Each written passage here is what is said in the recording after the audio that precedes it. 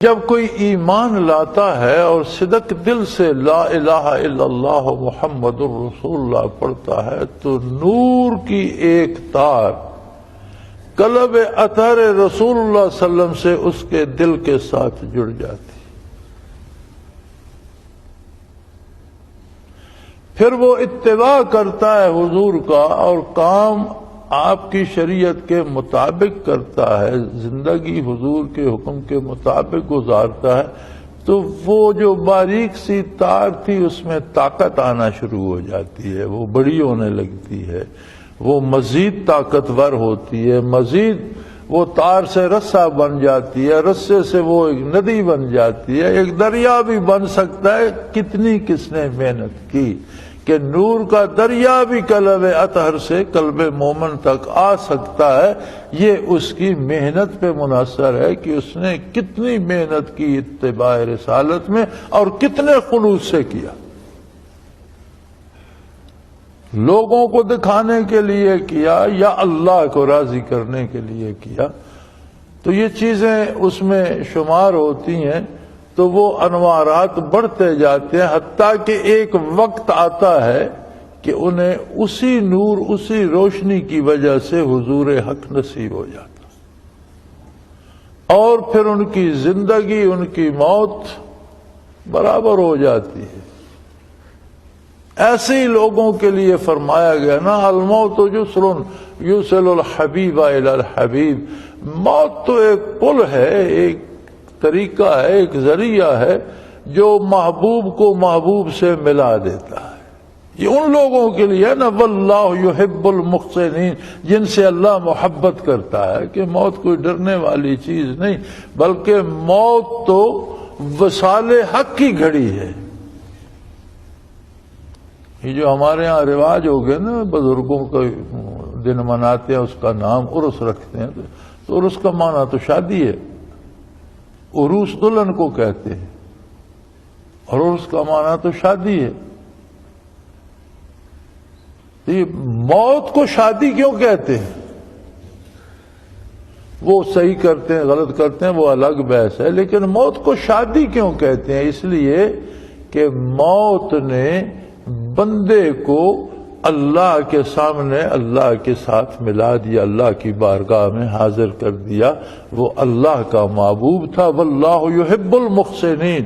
تو موت وہ پل تھا جس نے محبوب اور محب کو یکجا، الموت جسر یوصل الحبیب الی الحبیب، موت ایک پل ہے جو حبیب کو حبیب سے، دوست کو دوست سے، محبوب کو محبوب سے ملا دیتا ہے۔ اللہ اس کا محبوب تھا، وہ اللہ کا محبوب تھا، اس لیے یہ نام عرس پڑا۔ تو زندگی کا حاصل یہ ہے کہ اللہ کریم نے ہمیں جتنا وقت دنیا میں دیا اور عقل و شعور دیا، اس سے ہم وہ کیفیت حاصل کریں کہ کل جب آنکھ بند ہو تو دکھ نہ ہو، شادمانی ہو کہ الحمدللہ یہ بدن کا بوجھ اترا اور میری روح بارگاہ الوہیت میں تجلیات باری سے باریاب ہو۔ سو یہ خوبصورت ترتیب بتائی کہ آمنوا وعملوا الصالحات اذا ما اتقوا، ایمان لائے، نیک عمل کیا، اس کے بدلے انہیں ایک کیفیت نصیب ہوئی جسے تقوی کہتے ہیں، اور وہ کیفیت ہے اللہ کریم کے ساتھ تعلق کا۔ لوگوں کا ایک عجیب رویہ بن گیا اور ایک عجیب خیال ہے لوگوں کو کہ شاید عبادت کرنے سے بندہ بیمار نہیں ہوتا، عبادت کرنے سے اس کے بیٹوں کو ملازمت مل جاتی ہے، نمازیں پڑھنے سے دکان بڑی چلتی ہے۔ میرے پاس بطور خطوط آتے ہیں، جی میں نماز بھی باقاعدگی سے پڑھتا ہوں، میرا کاروبار خراب ہو رہا ہے۔ میں لکھتا ہوں کہ بھائی پورے ملک کا جب خراب ہو رہا ہے تو تم بھی اسی ملک کے ایک شہری ہو، تم پر بھی اثر پڑے گا۔ اللہ کی عبادت کاروبار کے لیے نہیں ہے، اللہ کی عبادت اللہ سے تعلق پیدا کرنے کے لیے۔ اس کی وضاحت یہاں فرما دی کہ جب وہ نبی صلی اللہ علیہ وسلم کا اتباع کرتے ہیں، ایمان لاتے ہیں، انہیں اللہ کے ساتھ ایک کیفیت نصیب ہو جاتی ہے، تقوی۔ عام زبان میں ہم اگر آسانی سے سمجھنا چاہیں تو بڑی آسانی سے سمجھ آ جاتی ہے. ہمارے ہاں یہ الیکشن ہوتے ہیں، پھر لوگ ووٹ مانگتے ہیں. اب ایک کا ایک بھائی امریکہ میں رہتا ہے، یا ایک رشتہ دار کہیں ولایت میں بیٹھا ہے، یا کوئی دوسرا رشتہ دار دبئی میں بیٹھا ہے. لوگ وفد بنا کے جاتے ہیں، بھائی ووٹ ہمیں دو. وہ کہتے ہیں بھائی نہیں، اس طرح نہیں، یا تو تم رابطہ کرو میرے اس بھائی سے یا میں کر لوں گا. اس نے کہا تو ووٹ دوں گا. اگر وہ تمہیں نہ دینا چاہے اور وہ ناراض ہو جائے تو میں اسے ناراض کر کے تمہاری بات نہیں مان سکتا. یہ روزمرہ ہوتا ہے. اگر یہ کیفیت اللہ سے پیدا ہو جائے، کوئی کہے یہ کام کرو اور بندہ یہ کہے کہ اس کی اجازت اللہ نے نہیں دی، میں تو یہ نہیں کر سکتا، وہ کروں گا اس طریقے سے کروں گا جیسے اللہ کہتا ہے. اگر یہ تعلق اللہ سے پیدا ہو جائے تو یہ تقویٰ ہوتا ہے، اسے تقویٰ کہتے ہیں. تو فرمایا صرف ایک طریقہ ہے اللہ سے یہ رشتہ استوار کرنے کا کہ دامان رسول کو تھام لو اور چھوڑو نہیں. جدھر چلائیں ادھر چلو، تقویٰ نصیب ہوگا.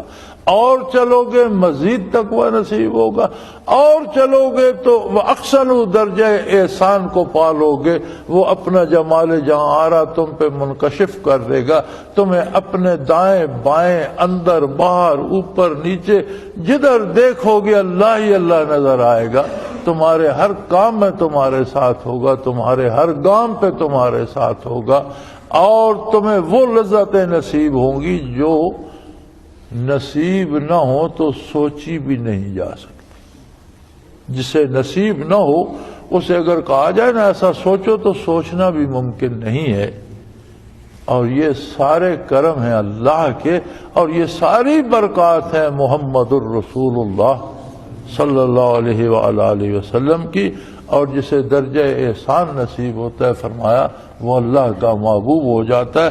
واللہ یحب المحسنین. جو محسن ہوتے ہیں جنہیں درجہ احسان نصیب ہوتا ہے اللہ انہیں اپنا محبوب بنا لیتا ہے. وآخر دعوانا ان الحمدللہ رب العالمین. اللہ اللہ اللہ اللہ اللہ